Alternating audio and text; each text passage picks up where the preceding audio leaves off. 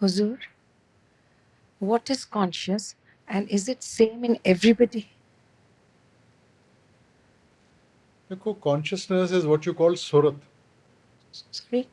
Surat. So, if you look at it, it is distinctive, and if you look at it, it is the same. Because the consciousness is what is going to take you upward, and it's a consciousness which merges into the Shabad, you know. So we've created a certain distinction to help us understand. Now, if you look at the Shabad is just part and particle of the divine. So in that sense, it is the same. So it's like a ray of light and the sun.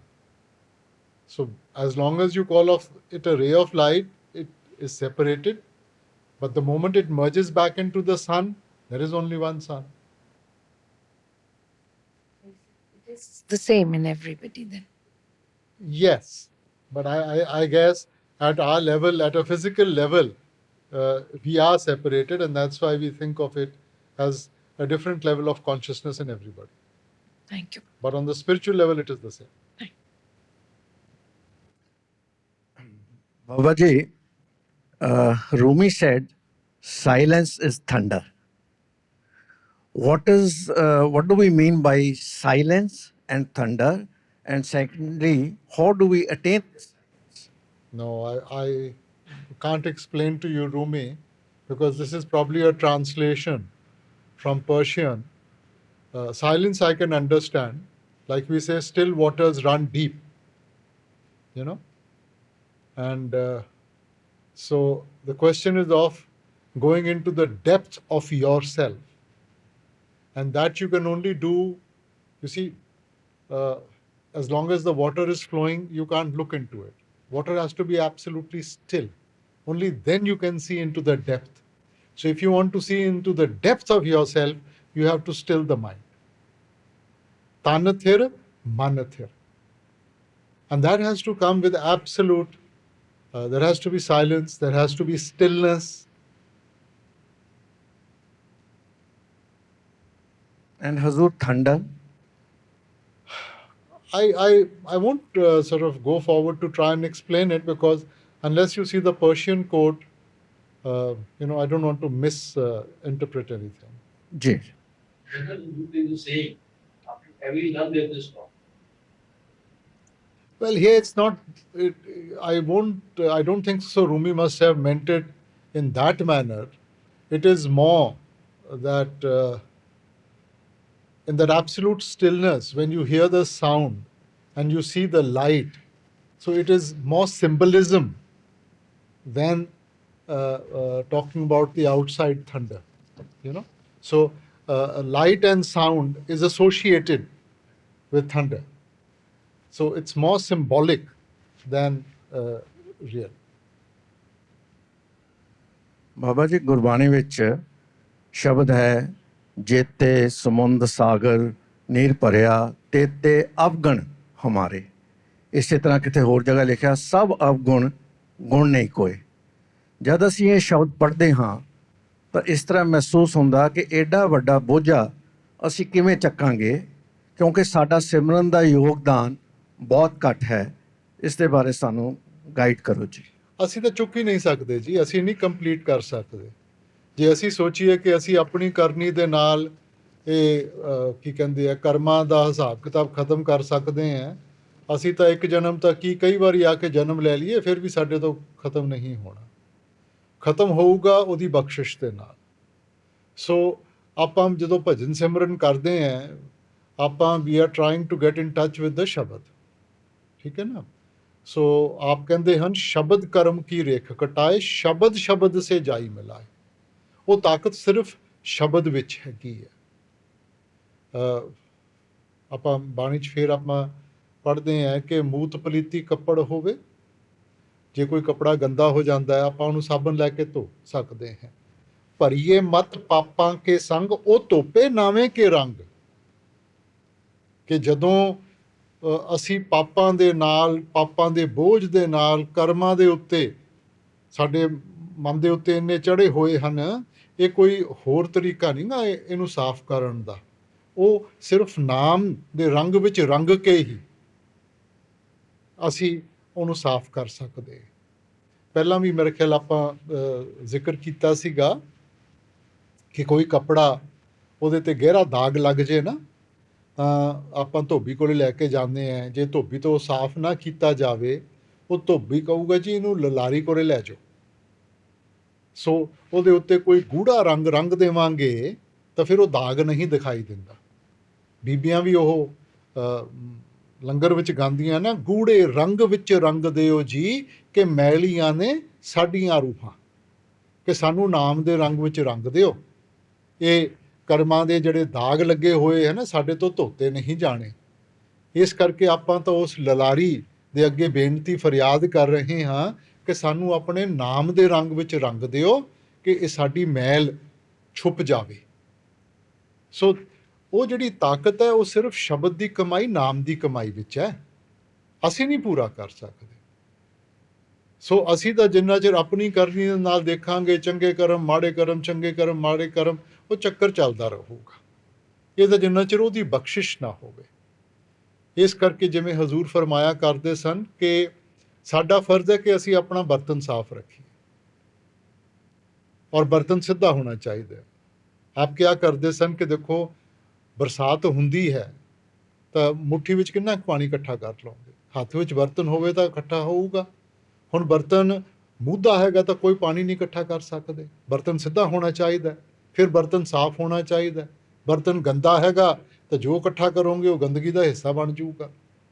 ਸੋ ਸਾਡਾ ਜੋ ਫਰਜ਼ ਹੈਗਾ ਕਿ ਆਪਣੇ ਬਰਤਨ ਨੂੰ ਸਾਫ਼ ਰੱਖੀਏ ਔਰ ਬਰਤਨ ਸਿੱਧਾ ਰੱਖੀਏ, ਯਾਨੀ ਕਿ we are receptive and the vessel is clean. ਬਾਕੀ ਉਹਦੀ ਬਖਸ਼ਿਸ਼ ਹੈ, ਭਰੂਗਾ ਉਹ। ਸੋ ਸਾਡੀ ਜ਼ਿੰਮੇਵਾਰੀ ਹੈ ਕਿ ਬਰਤਨ ਨੂੰ ਸਾਫ਼ ਰੱਖੀਏ, ਆਪਣੇ ਆਪ ਨੂੰ ਉਸ ਦਇਆ, ਉਹਦੀ ਬਖਸ਼ਿਸ਼ ਦੀ ਕਦਰ ਅਸੀਂ ਕਰਨੀ ਸਿੱਖੀਏ। ਬਰਤਨ ਨੂੰ ਭਰੂਗਾ ਉਹ। Thank you Baba ji. Babaji, we've read in the books and we've heard Hazur say that whatever is happening has already happened. Could you help us understand that, Babaji? Well, that's where the destiny comes in. You see, where destiny is concerned, it has already been created based on your karmas. Now, that little leeway we have of making the choices of finishing the karma or setting off a new chain reaction. So, to that extent, everything has already been decided what you have to go through, because that is based on your destiny. And now, any further step we take, we are either finishing off that karma or we are starting a new chain reaction. Babaji, how do we ascertain that we are using our sense of discrimination correctly and appropriately? Well, that's you are evolving to that. You know, what you knew when you were a little child, as you grow up, as you came into your teens, you were evolving slowly. So experience teaches you. So as you go through the experience of life, I don't think so anybody can say that he was born wise. So it is the learning, life's experience that slowly helps you to understand.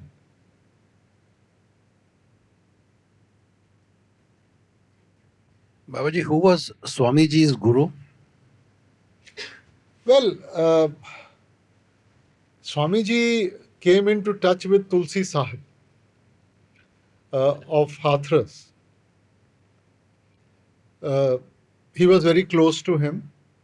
Now, certain traditions don't, or let's say, they say that Swamiji had no guru. Swamiji's parents also used to go to Tulsi Sahib. And sometimes we confuse Tulsi Sahib with Tulsi Das. Tulsi Das is connected with the Ramayana. Tulsi Sahib himself was from one of the royal families from Maharashtra. It is said that when he grew up, his father wanted to leave the throne to him and retire. But Tulsi Sahib, being of a spiritual frame of mind, he didn't want to take on that responsibility, so he left from there and eventually came and settled in Hathras. And it is there he stayed for the rest of his life, and it is there that Swamiji came in touch with him. Babaji, Baba Jamal Singh, um, he was from Punjab, and Swamiji was in Agra. So, is something known about how he landed up in Agra and took Naam and never went back again and settled here? Baba Jamal Singh was always searching because he had read about the 5 names. So he was searching for somebody to explain to him what the 5 names were all about. You know, so he met many holy men, Sufis, all sort of, because Punjab, you had a mixture of everything. You had the Nath Parampara out here, you had the Sufis out here, you had the Sikhs out here. So this was like a melting pot of many traditions. But still, nobody could explain to him the meaning of the 5 names.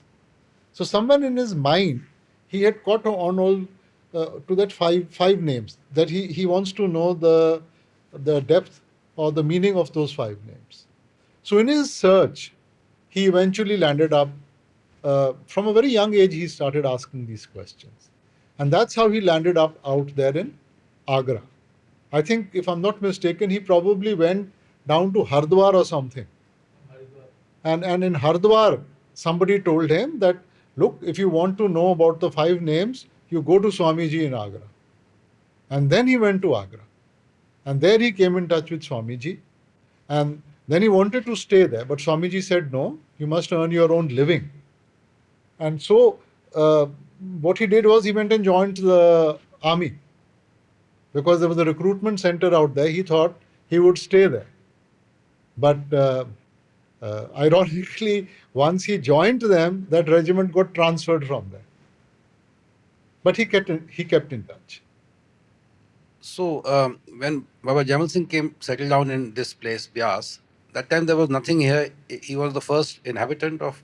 Yeah, this was Yeah. all a jungle area. This was Mand area. This was all Mand, jungle. There were caves. There was absolutely nothing out here. So he used to get down at the Bias railway station and go to his village, Kumana. So the railway station was Bias. So he used to cross this area. So eventually, once he came into the meditative thing, he thought, what a nice place to sit down and meditate. So he would buy some rotis and take some water and sit down in one of the caves out here and sit and meditate.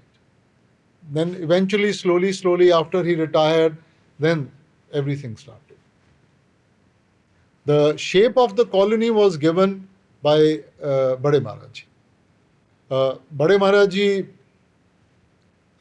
came in touch with him on one of Babaji's travels in the Murray area. That's how Bade Maharaji came in touch with him. And when Bade Maharaji started coming here, they used to go to the river to get the water. You know?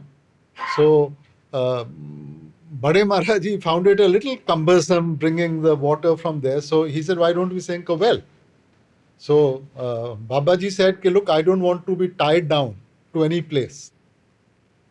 So Bade Maharaji said, nahi ji, even if you drink one day from that well, I'm satisfied. So he sunk the well, he built the first room, which is the house now. He did that. And one doesn't know, but I'm told said was, Babaji said that I will not get tied down, you will get tied down with the place. Babaji, long back when I was younger, I read one of the very small books of Agra, in which it wrote that once you get initiated, Swami used to say it's not necessary to come back to Agra. You, wherever you live, do your meditation there.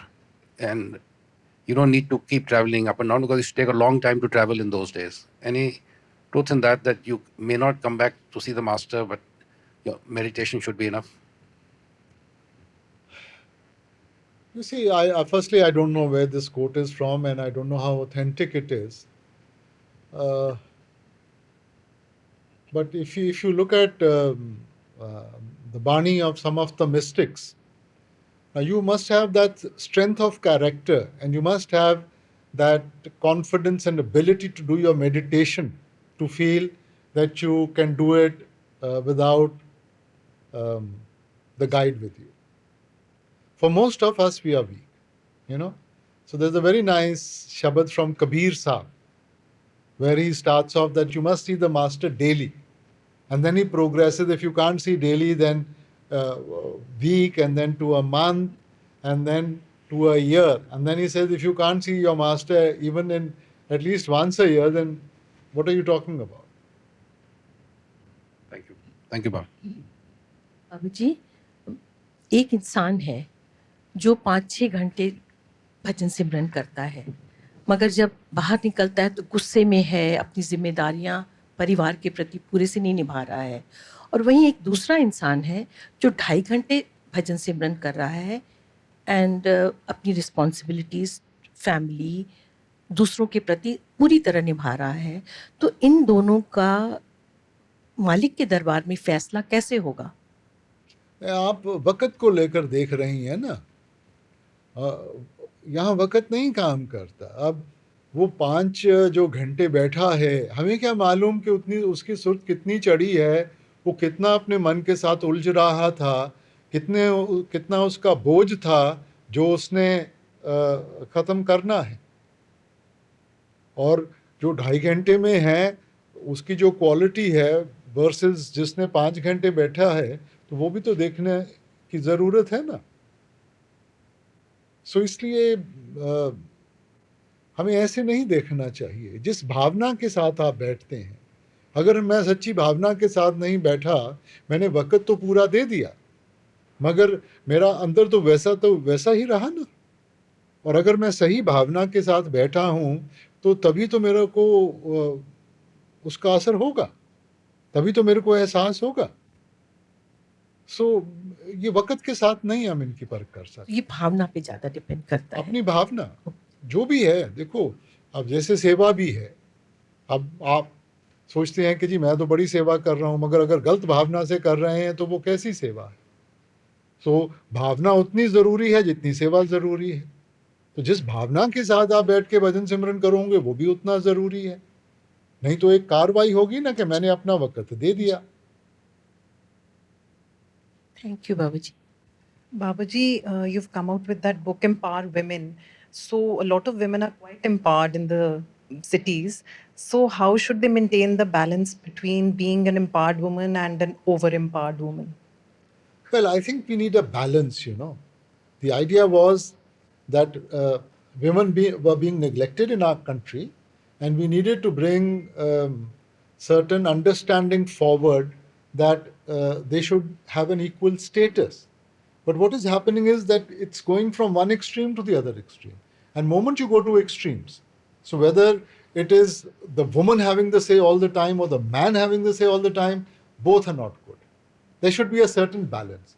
The idea of a couple is that they complement each other. You know, one can have certain strengths and weaknesses, the other has certain strengths and weaknesses. They come together, they complement each other, and in a friendship, they are able to take that relationship forward. So it should not be that the man has his say or the woman has his say. It should be that they're complementing each other, they are leading a life which is in harmony. Thank you. Babaji, if somebody is doing Simran and that person starts hearing Shabad, should one change one's position and sit in the bhajan position or carry on like this? Not initially. When you are doing Simran and as your attention starts getting sort of focused, yes, you will start hearing the sound behind. But you are not focused enough. Now, if you change your position that time, now the sound is there for some time and then it goes off. Then again you'll have to go back into Simran. So Yes. the idea is that yes, it should start, but let it get strong enough. Let Yes. it become loud enough, and then you should switch. Not Okay. earlier. Okay, thank you, Babaji. Babaji, the words soul and spirit are used interchangeably. We understand what soul is, but what is spirit? Is it the soul, the mind, or the word? I think Spirit, Holy Spirit is basically used in the Bible, you know. So the Holy Spirit, Shabad, it's the same thing. When we talk about the Trinity, Father, Son, and Holy Ghost. So Holy Ghost, Spirit, Shabad, I mean, these are different words coined to describe something. Thank you, Babaji. Baba ji Swami ji ਮਹਾਰਾਜ ਦਾ ਇੱਕ ਛੋਟਾ ਜਿਹਾ ਸ਼ਬਦ ਹੈ, ਉਹਦਾ correct perspective ਕੀ ਹੋਣਾ ਚਾਹੀਦਾ, ਜਿਹਦੇ 'ਚ ਉਹ ਕਹਿੰਦੇ ਨੇ ਤੁਮਾਰੀ ਚਿੰਤਾ ਮੈਂ ਮਨਧਾਰੀ, ਇਹ ਕਰਨੀ ਮੈਂ ਆਪ ਕਰਾऊं, तुम अचिंत रहो. तुम अचिंत रहो, ਇਹ ਕਰਨੀ मैं आप कराऊं, पचा के रहूं दुर्दरवा. Yeah. But then it's a question of being able to surrender. Na? If you surrender, then it's his responsibility. But if you don't surrender, then you still have to carry the load. Na? Through the meditative process, we are surrendering. The question is, have we surrendered to that extent where he's in control? If he is not in control, you are still exercising your choice, you are still using your mind to discern, to say yes or no, then how can he take control? If the Guru can't take control, how can a chela have anything to say, sir? No, Guru can take control. It's not that he can't, but he won't. Because that is what life is all about, making the right choices. You see? So the idea is for us to learn. If something is just given to us, or somebody just takes over, we will never learn. There will always be a doubt in our mind, I could have done it like this, or I could have done it. So we are going through the process of life, making mistakes, learning, and coming to that level where you actually understand that we don't know. Even with our own parents, you know, where we have so much love and faith, there are many times you go against their wishes. It's only later on when you grow up you realize that your parent knew much better than you and you should have listened. But the problem is we don't listen. We are not willing to give the reins to the other person. Thank you, sir. Babaji, you were just speaking about the bhavna with which one sits for meditation. Is there a difference between bhavna and emotion, or feeling and emotion? Is the source the same, or is feeling different from emotion? No, bhavna is again, in a general manner, yes, bhavna translated into English you would say emotion. But in Hindi, you know, there's more intensity in the meaning of the word than in the English language. In English language tends to generalize quite a bit. So bhavna means that intensity with which you feel something. Emotion is more general. So there are many things which are very difficult to sort of describe in the English language. So bhavna comes from the spirit, Hazur? Is the source connected to our spirit or our soul? Well, the Shabad is part and parcel of the soul. So it is really the soul yearning for its true self. So it's different from physical emotion, the one that we feel for people or for things. It's different. Physical emotion is superficial. Physical emotion will come and go. That inner emotion is not something that will come and go. That's more intense. So one can learn to differentiate between the two, and eventually, yes. At our level, maybe not. But as we go forward in spirituality, yes. Babaji, my second question is that you have said that this physical world is cyclical in nature. Everything that goes up must go down. And everybody who asks you, probably people who've not taken Naam, that what can we do? And you always said, you know, be a good human being and try and do the best that you can. But in that way, even being a good human being, you cannot supersede the cyclical nature of life. And that would just mean that you will probably have a more conducive life to find spirituality for a certain period of time. So then is it the meditation that we do that keeps us in the upper side of the cycle, or keeps us in a more positive atmosphere where it allows us to stay connected? Is it then the meditation that keeps us there? You see, I have to give a general answer because I don't want to say naam, because in a certain manner, the other person can feel that I'm trying to tell them that you follow this particular path. If you go to the depth of it, you can't do it without naam. Now, it's an understanding. Can I reach my goal without a guide? Or I need a guide and I need somebody to support. So it's the understanding. Now, once you become a good human being, automatically you reach a level where you start understanding what support I need. So rather than giving them the answer, it's better that they find the answer themselves. But if you ask me directly, can you do it without naam? No, you can't do it without naam. Can we cleanse our vessel without the help of the Shabad? No, we can't do it. Now, how you reach that, now that's a choice you have to make. But anybody who's not a Satsangi, he comes and asks me this question, I mean, he'll feel that, look at the arrogance that I'm saying, okay, you come and join this philosophy. So that's why, depending upon the nature of the people who are questioning, I will just leave it at be a good human being. Being a good human being means creating the right environment, which is conducive for you to think in the correct manner.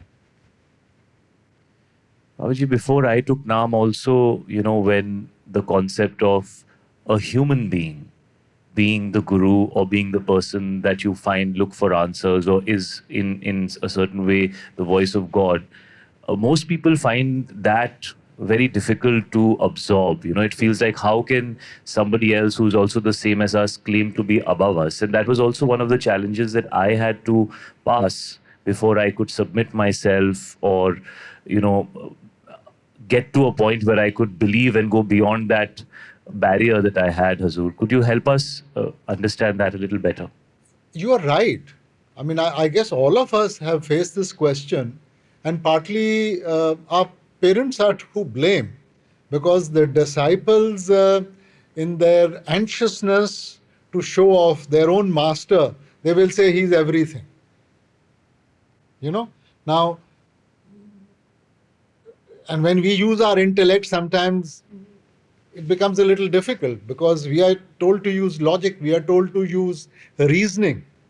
And from a logical point of view, from our reasoning, sometimes these puzzles don't fall into place. So basically, there's a distinction between the Almighty and the Guru. Okay. Now, if you look at the different traditions, Islam,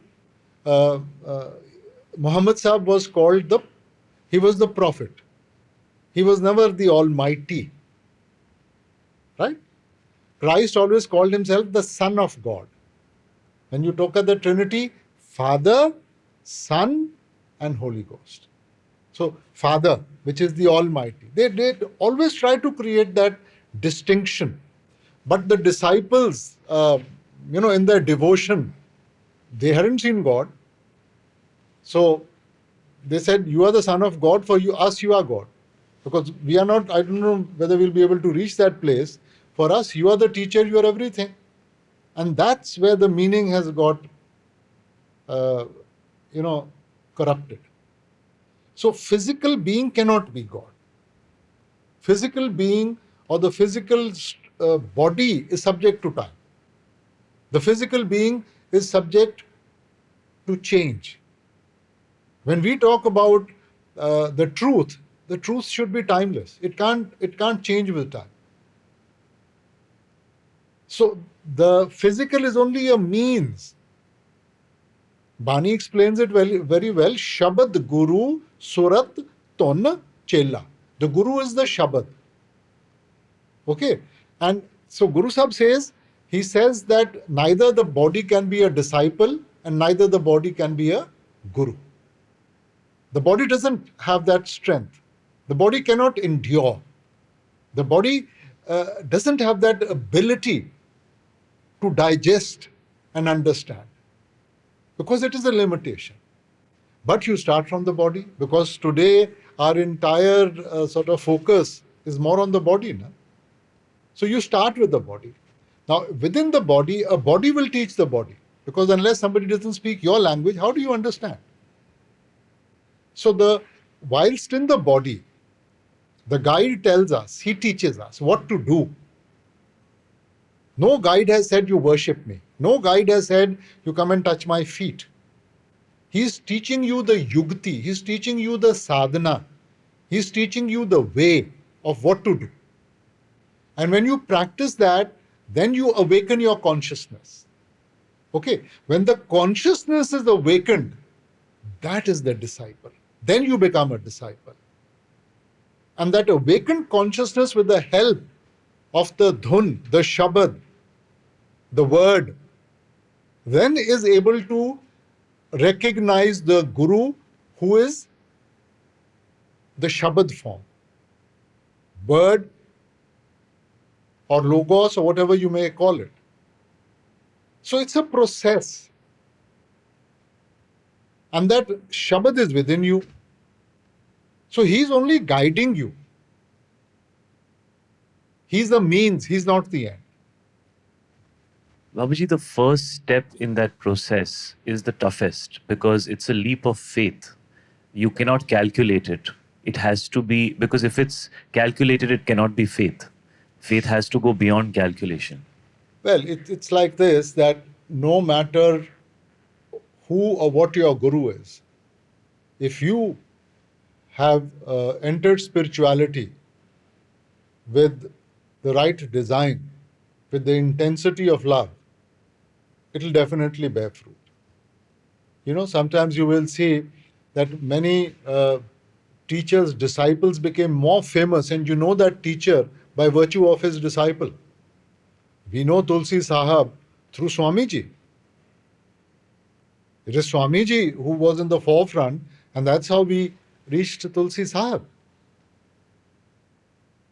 So, as long as you are putting in your best, irrespective of what the Guru has done or not done, as long as you've done the right thing, you will definitely make progress and you will definitely go forward. Thank you, Babaji. ਹਜ਼ੂਰ ਮੇਰੀ ਬੇਨਤੀ ਹੈ ਪ੍ਰਲਭ ਦੇ ਇੱਕ ਖਾਸ ਨੁਕਤੇ ਤੇ ਅਸੀਂ ਦੇਖਦੇ ਹਾਂ ਇੱਕ ਸਟੂਡੈਂਟ ਹੈ ਦੋ ਸਟੂਡੈਂਟ ਇੱਕੋ ਕਲਾਸ 'ਚ ਨੇ ਦੋਨੋਂ ਹੀ ਸਿੰਸੀਅਰ ਹੈ ਦੋਨੋਂ ਹੀ ਰੈਗੂਲਰ ਹੈ ਪੜ੍ਹਾਈ ਵਿੱਚ ਇੱਕ ਬੱਚਾ ਕਲਾਸ ਅਟੈਂਡ ਕਰਦਾ ਹੈ ਦੋਨੋਂ ਹੀ ਕਲਾਸ ਅਟੈਂਡ ਕਰ ਰਹੇ ਹੈ ਇੱਕ ਜਾ ਕੇ ਥੋੜ੍ਹੀ ਦੇਰ ਪੜ੍ਹਦਾ ਅੱਧਾ ਪੌਣਾ ਘੰਟਾ ਉਹਦੇ 95% ਮਾਰਕਸ ਆ ਜਾਂਦੇ ਦੂਸਰਾ ਬੜੀ ਸਿੰਸੀਅਰਲੀ ਕਲਾਸ ਅਟੈਂਡ ਕਰਦਾ ਹੈ ਘਰ ਜਾ ਕੇ ਵੀ 4-5 ਘੰਟੇ ਪੜ੍ਹਦਾ ਹੈ ਬੜੀ ਮੁਸ਼ਕਿਲ ਨਾਲ ਉਹਦੇ 35-40-50% ਨੰਬਰ ਆਉਂਦੇ ਆ ਆਮ ਤੌਰ ਤੇ ਕਹਿ ਦਿੱਤਾ ਜਾਂਦਾ ਹੈ ਕਿ ਉਹਦੀ ਪ੍ਰਲਭ ਸੀ ਉਹਨੂੰ ਜ਼ਿਆਦਾ ਇੰਟੈਲੀਜੈਂਸ ਮਿਲੀ ਮੇਰੀ ਬੇਨਤੀ ਹੈ ਕਿ ਕਿਆ ਇਹ ਕਨਸੈਪਟ ਪਰਮਾਰਥ ਵਿੱਚ ਵੀ ਚੱਲਦਾ ਹੈ ਜ਼ਰੂਰ ਚੱਲਦਾ ਜੀ ਕਿਉਂਕਿ ਜੇ ਆਪਾਂ ਪੁਰਾਣੇ ਜਨਮਾਂ ਵਿੱਚ ਸਾਡਾ ਸੰਬੰਧ ਹੋਇਆ ਹੈਗਾ ਕਿਸੇ ਮਹਾਪੁਰਖ ਦੇ ਨਾਲ ਸੋ ਉਹ ਗਰਾਊਂਡ ਵਰਕ ਤਾਂ ਬਣ ਗਈ ਫਿਰ ਤੇ ਜਿਸ ਗਰਾਊਂਡ ਵਰਕ ਬਣ ਗਈ ਤਾਂ ਜਿਹੜਾ ਅਗਲਾ ਜਨਮ ਹੈ ਉਹਦੇ ਵਿੱਚ ਕੰਮ ਸੌਖਾ ਹੋ ਜਾਊਗਾ ਤੇ ਜੇ ਕੋਈ ਗਰਾਊਂਡ ਵਰਕ ਹੀ ਨਹੀਂ ਬਣੀ ਔਰ ਅਸੀਂ ਸ਼ੁਰੂ ਤੋਂ ਸਟਾਰਟ ਕਰ ਰਹੇ ਹਾਂ ਤਾਂ ਉਹ ਫਿਰ ਸਾਡੇ ਵਾਸਤੇ ਉਨਾ ਔਖਾ ਹੋਊਗਾ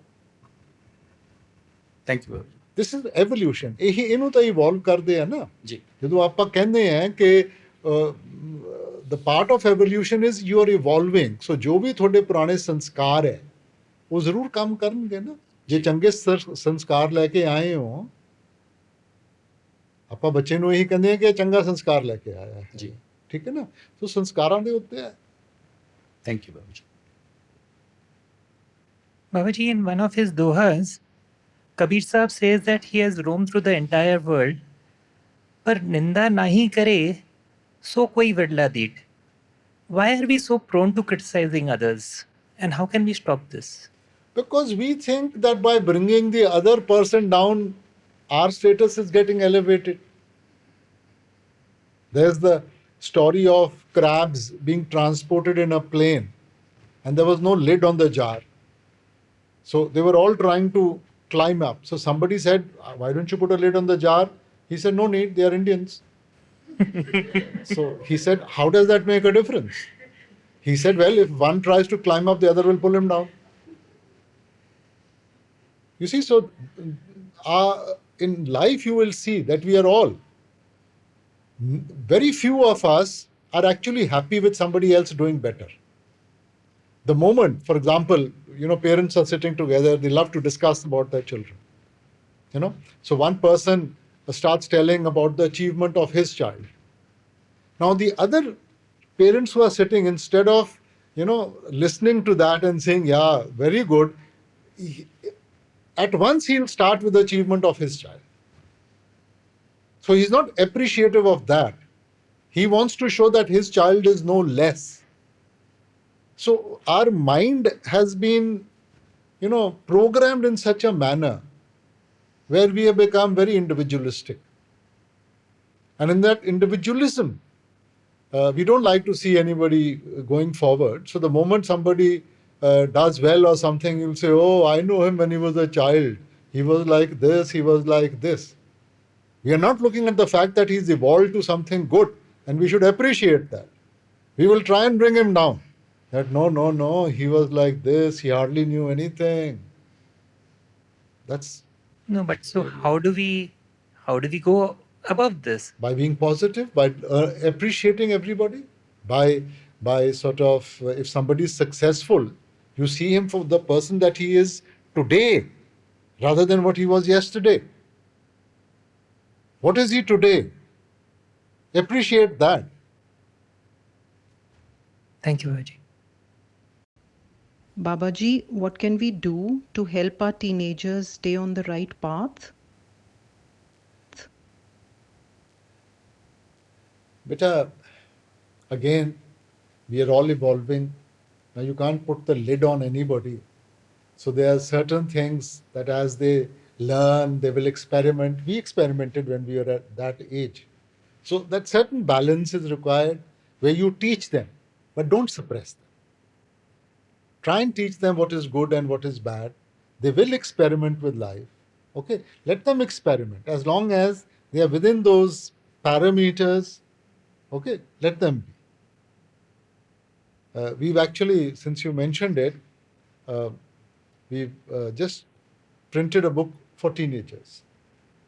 And the different things that they have to face, the pressures of life. And I guess that's a very important part of our growth. And so we've tried to answer those queries and help them to come to terms with the different attitudes of the people around them.